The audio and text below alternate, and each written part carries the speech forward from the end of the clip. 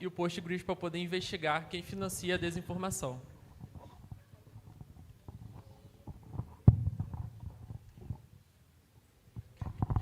Cadê aquele pendrivezinho para usar esse controle aqui? É porque ele tinha configurado, mas tá certo.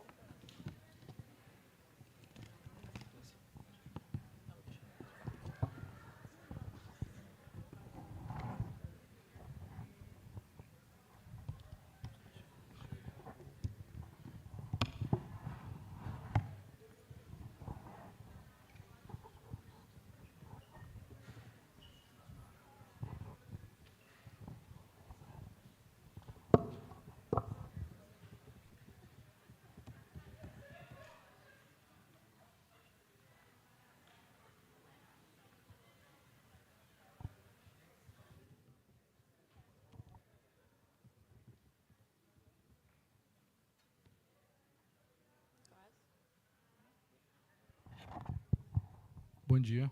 Bom dia, pessoal. Vou colocar o cronômetro aqui.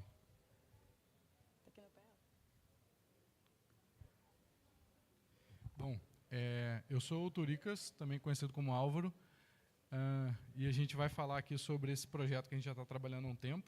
Então, nas redes aí vocês vão me encontrar como Turicas, e o meu e-mail é aquele ali, alvaro@pythonic.café.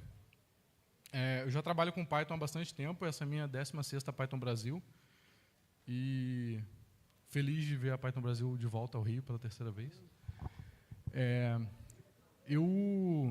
Apesar de trabalhar com Python, né, há bastante tempo, há menos tempo eu trabalho com dados, né, e aí eventualmente surgem projetos para captura de dados. Eu trabalho muito com dados abertos e mais recentemente tenho trabalhado com esses dados do YouTube também, que é o fruto desse trabalho aqui que a gente vai mostrar para vocês. Oi, e eu sou Ana Paula. Acho que você já deve ter me visto por aí. Se não viu minha criança correndo, é a Maria. Eu sou pythonista, eu digo que é a minha linguagem mãe. Foi onde eu comecei, foi onde eu permaneci. Vocês podem me achar por Aninha Salesp em todo lugar. Tem até gente me chamando de Aninha Salesp. Qual é teu nome? Aninha Salesp. Mas não é não, viu? É só o username. Mas é isso. Vocês podem me contar no LinkedIn, GitHub, Instagram como Aninha Salesp. E o meu e-mail é esse, ana@pythonic.café. Bom, a Pythonic Café, para quem não conhece, é a empresa em que a gente trabalha, né? A gente mantém alguns projetos, como, por exemplo, o Brasil I.O., o Cruza Grafos, o Vacina BR, enfim, tem um monte de coisa. Em geral, são projetos de dados, que pegam dados abertos, tratam esses dados e, enfim, criam visualizações ou plataformas que facilitam o acesso a esses dados, né? Então, um exemplo ali que talvez seja menos conhecido é o monitor da fiscalização do desmatamento, em que a gente pega dados que vêm lá do Map Biomas, que tem laudos, né, de desmatamento, e a gente verifica quais desses desmatamentos estão sendo fiscalizados pelos órgãos e, enfim, consegue mostrar o percentual, por exemplo, de área desmatada que está sendo fiscalizada e tudo mais. Mais detalhes lá no site pythonic.café, se quiserem dar uma olhada, e nesse QR Code também tem as informações. Bom, vou falar sobre a nossa agenda, os pontos que a gente vai passar nessa palestra. A gente vai falar sobre algumas investigações jornalísticas, pode passar, sobre aplicações dos dados, sobre a YouTube, que é a nossa lib, as funções mais básicas, assim. Vamos falar também sobre a YouTube pela linha de comando. E aí está tudo disponível, já está tudo online, então vocês podem ter acesso. Depois a gente pode compartilhar nos grupos também para vocês, mas está tudo disponível já para todo mundo ter acesso.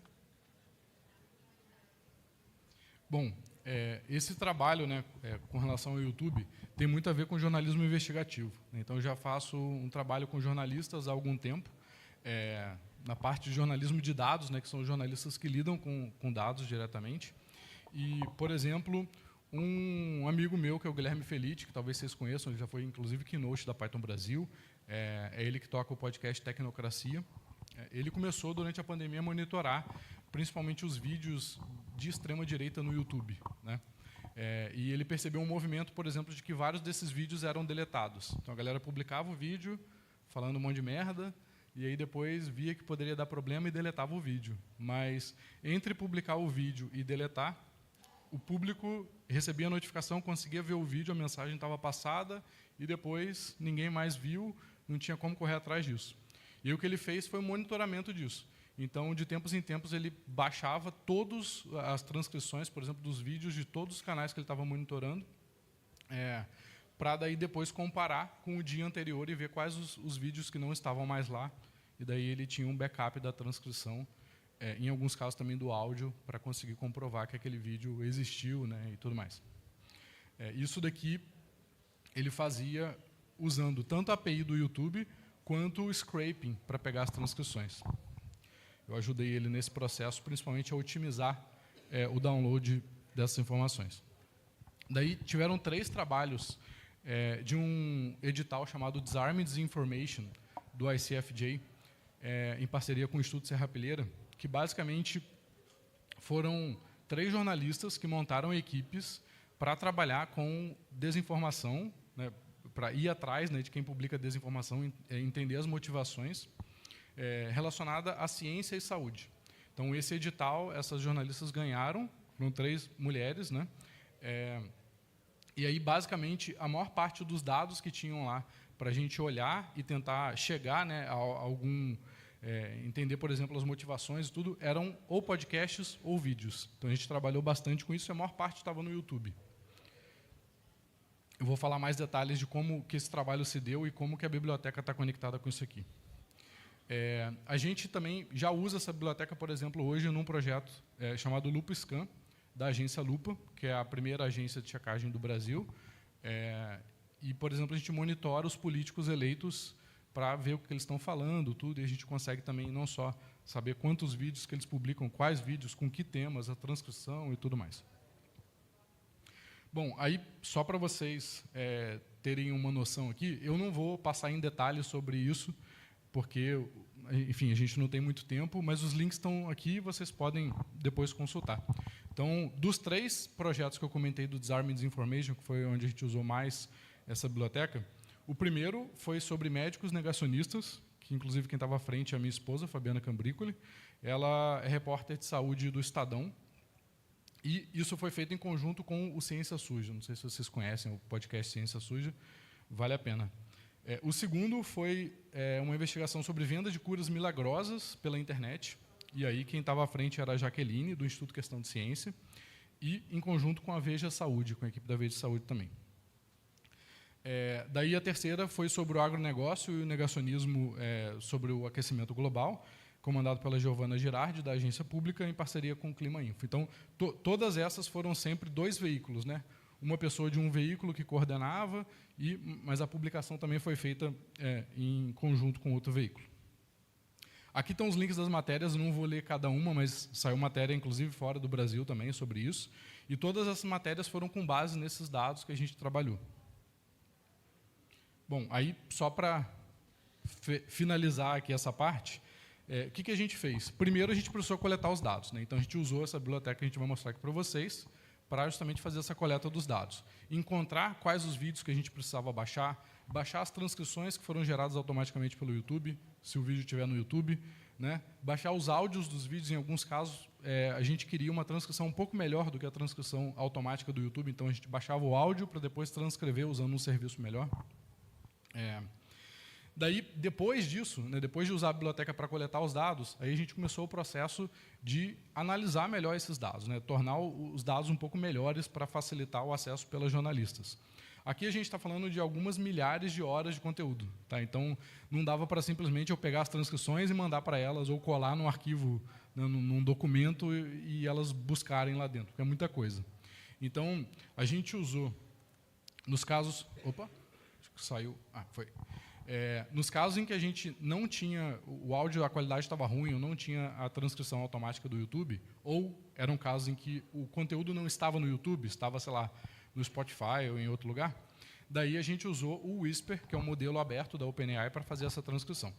Eu coloquei aqui link de um notebook de exemplo para fazer isso. Então, assim, tudo que eu vou falar aqui, às vezes eu vou passar muito rápido, mas tem link para isso tudo com código disponível, depois vocês podem acessar. E aí a gente usou também algumas técnicas de prompt, usando o GPT 3.5 Turbo, que era o que estava disponível na época, para poder fazer resumo dessas transcrições. Então, em geral, os resumos, os prompts padrão para fazer resumos não são muito bons, principalmente quando o texto é muito grande. Então, a gente tinha, por exemplo, transcrições de vídeo de 5 horas. E a gente precisava colocar isso em um parágrafo, com todos os principais detalhes, para que as jornalistas não precisassem ver o vídeo de 5 horas. Né? Então, a ideia era que elas pudessem ler um parágrafo que tem um resumo do vídeo para saber se aquele vídeo interessava ou não, e aí, né, classificar, para depois fazer uma busca, por exemplo, dentro da transcrição e por aí vai. E, por fim, a gente precisava também, no fim das contas, juntar isso tudo numa interface fácil de utilizar, de buscar, e a gente fez um projeto com Django, utilizando o Full Text Search do Postgres para fazer isso. Eu não vou entrar nesses detalhes aqui, a gente vai focar no YouTube, mas quem quiser saber mais detalhes, tem uma palestra minha na Python Brasil de 2022, em que eu falo como mostrar, como fazer o Full Text Search do Postgres, e também tem exemplo de código lá para tudo. Tá? Eu dei uma palestra na DjangoCon desse ano também, que eu falei um pouco disso, mas eu acho que os vídeos ainda não saíram. Tá, agora vamos falar sobre a lib. O que é a YouTube? A YouTube, ela é uma biblioteca em que ela facilita, ela simplifica o nosso acesso à API do YouTube. E, com ela, a gente pode ter acesso a informações, tanto de vídeo, como de canais, de playlists, que, para a gente ter sem ela, seria muito mais burocrático, seria muito mais complexo. E aqui a YouTube ela facilita, de fato, como eu falei, o acesso à API, e ela faz também scraping do YouTube. O scraping é para as coisas que não estão disponíveis na API. Então, por exemplo, o YouTube não disponibiliza a transcrição automática. Né? Ele não disponibiliza na API uma forma de baixar o áudio do vídeo. Né? Mas a gente consegue, por meio de scraping. E uma outra coisa é que a API padrão do YouTube, eu acho ela muito ruim. Tipo, o suporte para Python eu não acho legal, eu acho tudo, na verdade, relacionado ao Google meio burocrático para usar e tudo mais. E, por exemplo, dá para fazer várias requisições em lote, e isso está escrito num asterisco lá no meio da API. Então, por exemplo, se você precisar pegar a informação de 500 vídeos, você vai lá ler a documentação, você vai fazer 500 requisições para a API, mas você poderia fazer 10 requisições pegando de 50 em 50, e aí fica muito mais rápido. E você gasta também menos requisições na API. Eu implementei a interface de linha de comando dessa lib, foi meu teste técnico para entrar na Pythonic. E imagina só, um teste técnico, né, a pessoa vai contribuir para um projeto open source, com o impacto social que o YouTube tem, então foi muito gratificante. A gente vai rodar aqui o YouTube menos help para vocês verem o subcomando que tem. A gente vai citar alguns exemplos aqui, mas, além dos que tem disponível aqui, que a gente vai mostrar, tem vários outros. Dá para se aprofundar bastante, fazer bastante coisa. Os subcomandos são esses aqui, o Channel ID, Channel Info, o Video Info, o Video Search, o Video Comments, o Video Live Chat e o Video Transcription. E esse Video Transcription é aquele que o Álvaro mencionou que a gente usa, está usando recentemente no projeto do LoopScan, e é bem legal. E a gente vai lançar a versão final hoje. No meio da correria acabamos se perdendo, mas a gente lança hoje, vai ficar tudo redondinho para vocês terem acesso. A versão da biblioteca já existe, já está lançada. O que a gente vai lançar hoje é só a parte da linha de comando. E está lá no nosso GitHub. Bom, vamos lá. Então, para começar, uma coisa chata do YouTube é que você não pode passar para a API só a URL do canal, por exemplo. Você tem que passar o ID do canal. E esse ID não é o que vem depois do arroba, caso, né, a URL seja youtube.com/arroba qualquer coisa. É bem confuso, na verdade. Isso é o username, e nem sempre o que está depois da barra lá é o username, só depois do arroba. Enfim, é uma confusão. E o que a gente fez? A gente fez um código que usa a interface do YouTube, né, faz um scraping lá no próprio site do YouTube para descobrir o ID daquele canal com base na URL. Então, eu vou rodar esse comando aqui, esse código aqui, e aqui eu estou usando então como biblioteca, mas lembrando, é o que a Ana falou, tudo isso aqui existe também na linha de comando. Né, óbvio, com uma outra limitação ali, mas você consegue também rodar direto pela linha de comando.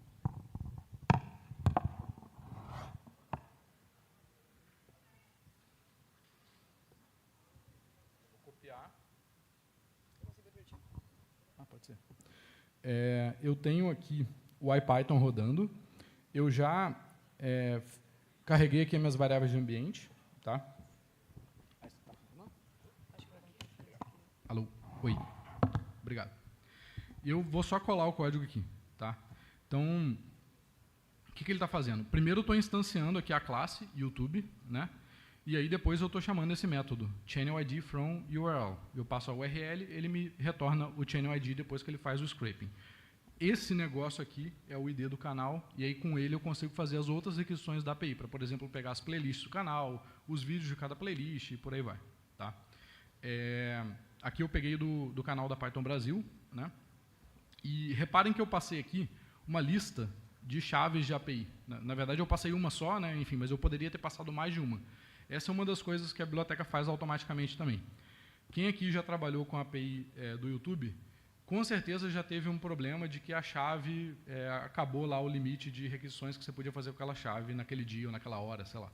Então, aqui você pode criar quantas chaves você quiser, você passa uma lista de chaves e a biblioteca automaticamente, se der erro em uma, ela já tenta a seguinte e por aí vai. Então, você não precisa ficar tratando esse tipo de exceção. Basta passar aqui. Nesse caso específico, esse método não precisa da chave da API, porque a gente está fazendo scraping. Então, tem algumas coisas que precisam, outras coisas não precisam.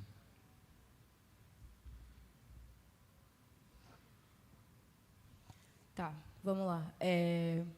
Como o Turicas falou, esse comando específico, que é o channelID, ele não precisa da API key. E aqui no exemplo que o Turicas, que a gente está mostrando aqui, a gente passa o YouTube, que é a lib, o channelID e as URLs, que é o que a gente quer, no caso, pegar o ID do canal. E aqui a gente, como parâmetro, a gente pode passar também um caminho de CSV para salvar esse arquivo, esse channelID, mas se a pessoa não passar, vai ser exibido na tela, como está aqui.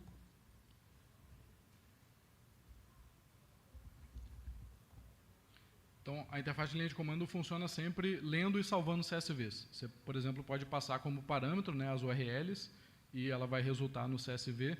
Ou você pode, em alguns casos, passar também um CSV e ela vai ler o CSV, tudo que está lá, os URLs lá dentro do CSV. A gente não vai entrar em todos os detalhes aqui, porque não temos muito tempo.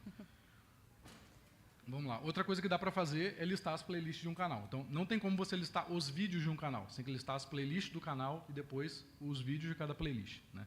Então, aqui, eu estou pegando e chamando esse método channels_infos, e aí aqui já tem uma diferença dessa biblioteca para outras, principalmente a que é oficial do Google, que algumas requisições você consegue fazer em lote. Então, por exemplo, aqui eu posso passar uma lista de IDs de canais. Então, você não precisa pegar, por exemplo, as playlists de um canal por vez. Você pode passar uma lista de quantos canais você quiser e ela automaticamente já vai fazer as requisições em lote para reduzir ao máximo o número de requisições a serem feitas lá na API do YouTube. Aqui eu estou passando um canal só, mas vocês podem ver que tem uma lista aqui, né? Então, está entre colchetes.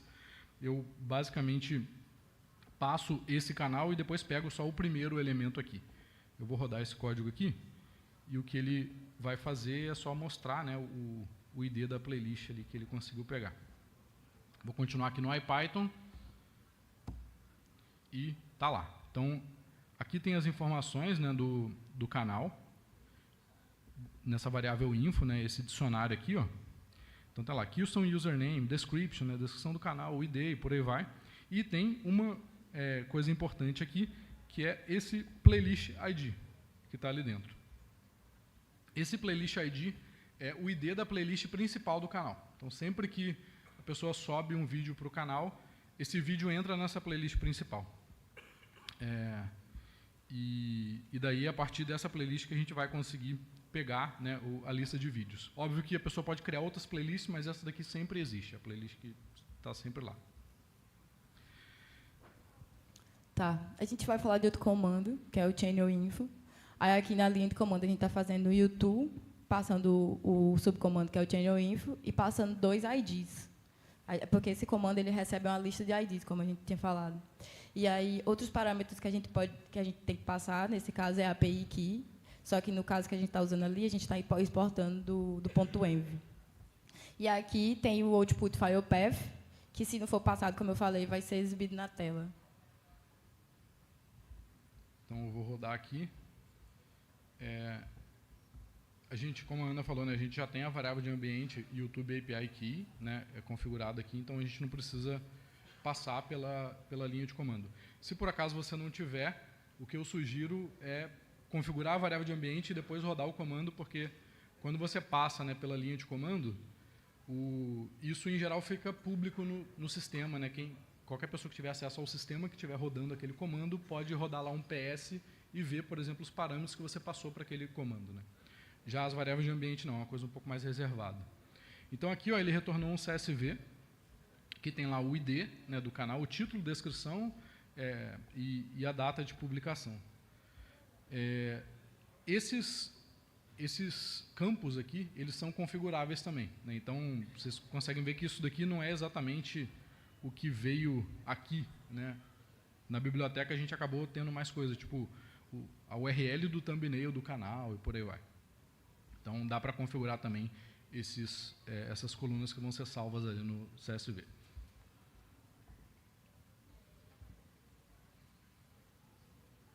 Aí aqui tem um exemplo, que daí chega mais perto de onde a gente quer, né? A gente quer chegar nos vídeos para conseguir, né, pegar os IDs dos vídeos e depois, por exemplo, baixar as transcrições. Então aqui eu coloquei um exemplo em que eu pego todos os vídeos dessa playlist principal, mas eu só filtro ali os vídeos que foram publicados a partir de 1º de janeiro de 2024. Então, vou colocar para rodar, esse aqui demora um pouquinho mais, porque ele tem que fazer várias requisições. E assim, tudo com relação à paginação, isso tudo a biblioteca já resolve por conta própria. Não precisa se preocupar.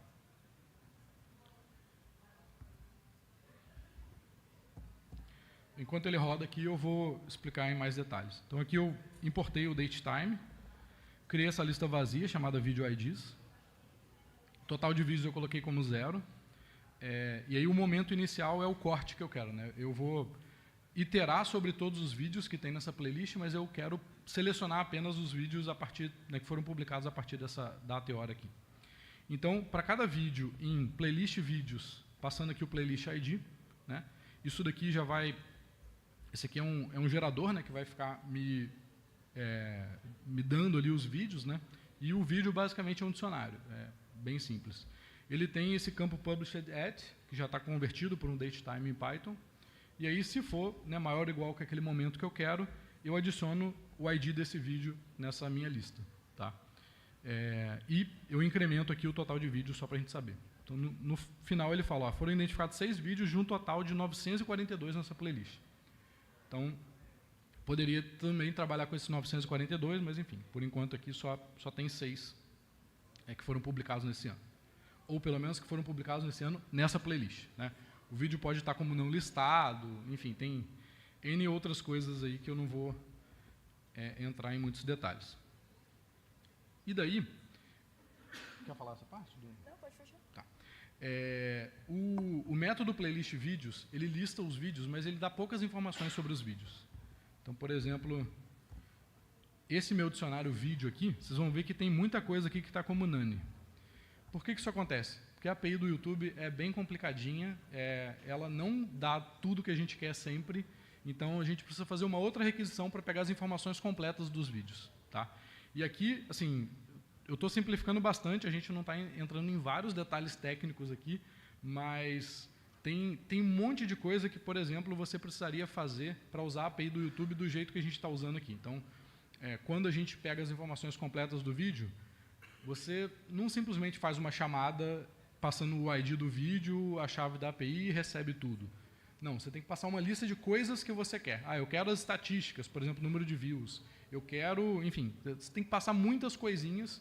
E aí o que a gente fez aqui foi já preparar um conjunto de coisas que é interessante, né, que a gente considera interessante a gente ter de informações. E aí quando você então chama esse método vídeos infos, passando uma lista de IDs de vídeos, ele já faz as requisições em lote, pegando esse máximo de informação possível sobre cada vídeo. E aí depois eu dou um print aqui no primeiro vídeo que eu peguei. Então, só para vocês terem uma noção, essa daqui é a informação completa do vídeo. Então, tem a descrição completa, tem até a definição. Quantas pessoas estão visualizando isso aqui? Deve ser a live que está rolando, inclusive, oi. pessoas. Mas o que tem aqui? Ó, tem o dislikes que o YouTube abandonou, não tem mais. Duração, por enquanto, está 0, porque não acabou ainda a live. Enfim, então tem quando que ela foi publicada, as tags aqui, o título, o número de views e por aí vai. Tem o número de likes também. Ó, 74 likes, tem 489 views. Galera, dá like nisso aí. Fechou. Agora a gente vai ver a mesma coisa, só que via linha de comando e passando o ID do canal da Python Brasil, que é o que a gente está acompanhando. Do vídeo. Do vídeo dessa live? Não, esse não é da live, deixa eu pegar aqui. É que eu peguei uma live do Dinossauro. Boa, boa. Esse aqui. Eu peguei o ID desse vídeo aqui. Saudades do Dinossauro. E aí vamos rodar aqui o comando. Então tá lá. Ele retorna um CSV também, né? ID do vídeo, título e descrição. Lembrando, aqui não está tudo o que aparece lá no IPython que vocês viram, mas é configurável esses campos ali do CSV.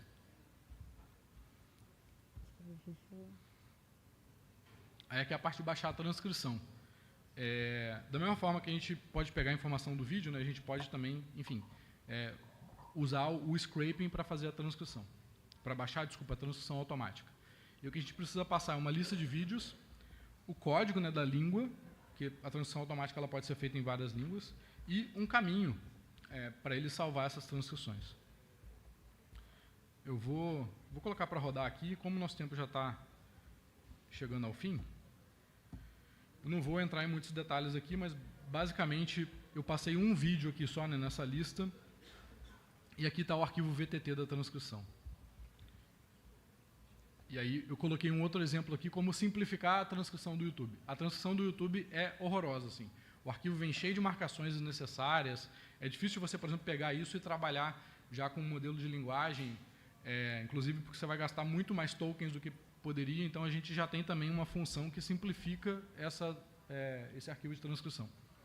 Não vou rodar aqui, mas enfim, depois vocês podem ver como é que funciona. Tá, aí aqui a gente vai baixar a transcrição via linha de comando, passando o ID e o language code também. Baixou, o arquivo está lá, está aqui a transcrição. Então, isso daqui é o que as marcações que eu comentei com vocês que acabam atrapalhando bastante. E tem repetição, né, das frases, tudo. Aquela função simplifica isso tudo, tira todas as repetições e deixa um menor arquivo possível, mantendo, obviamente, os tempos e tudo certinho.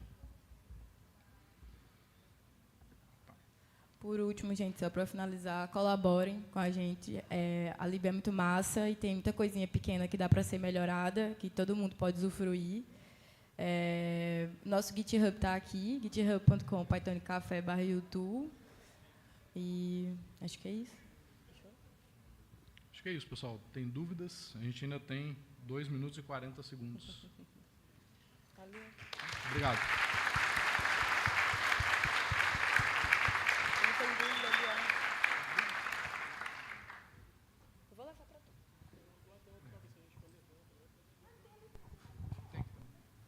Bom, primeiramente, bom dia, parabéns.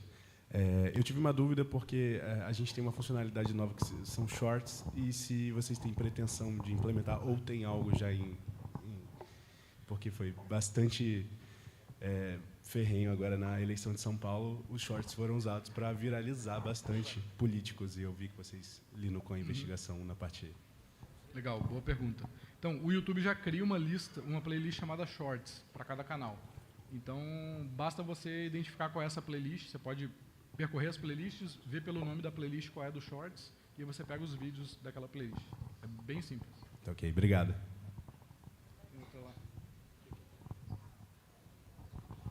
Bom dia, parabéns aí, primeiramente, Álvaro e Ana, aí pela palestra, bem interessante. A minha dúvida vai meio um pouco na linha de política do YouTube, assim, quanto a complementação da API deles quanto o scrapping, assim mesmo, assim. Porque eu já tive algumas experiências, assim, em algumas outras plataformas, que no final, para eu conseguir complementar a API, assim, eu tive que fazer uma declaração extremamente complexa assim, para uso acadêmico, para eles liberarem. Assim. Nesse ponto aí, o YouTube é mais friendly, assim, nesse ponto? Em geral, é bem tranquilo. Você cria uma chave gratuitamente. A gente, acho que nunca teve que pagar para usar a API, apesar de contar lá as requisições. Tem um nível gratuito que é, assim, é uma quantidade muito grande. E o scraping, ele até bloqueia eventualmente, mas assim, faz que está de boa, porque ele não é a política do Google bloquear esse tipo de coisa no geral, igual as outras plataformas, né, costumam fazer. Lá atrás tem uma outra. Bom dia. Primeiramente, parabéns aí pela palestra de vocês, muito legal. Eu queria saber, na verdade, quais são os desafios de lidar com API, porque você tem muitas bibliotecas aí que você tem conexão com redes sociais e tal, e essas APIs mudam constantemente, muitas vezes não atualizam a documentação, e é sempre uma corrida contra o tempo para poder manter a biblioteca funcionando, né? Não quebrar tudo, né? Então, como é que é o desafio de lidar com isso? Com relação à API, especificamente do YouTube, ela já é bem estável, a gente usa a versão 3, nosso tempo acabou.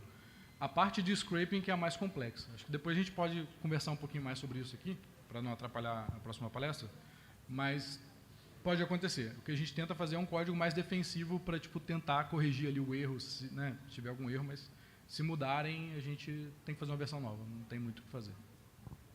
Isso. Pessoal, obrigado.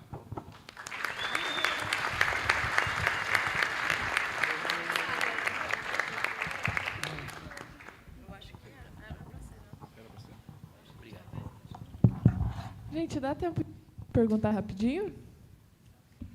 Pode perguntar, pode perguntar. Eu queria saber mais como foi o desenvolvimento do CLI. Eu já precisei trabalhar com isso no trabalho e eu utilizei o Typer. E aí eu queria saber como que foi feita essa parte do desenvolvimento.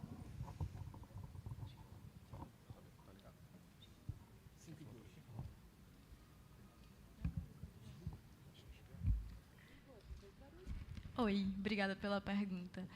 A parte do CLI, eu nunca tinha mexido, foi minha primeira experiência, e como uma boa participante de comunidade, eu fui buscando outros projetos open source que tinha uma CLI implementada. O processo foi bem simples, eu quiser subir o código no meu GitHub, eu posso te mostrar e a gente entrar assim, em cada ponto. Mas não é algo muito trabalhoso, é bem tranquilo, eu posso te ajudar ali depois. Muito obrigada.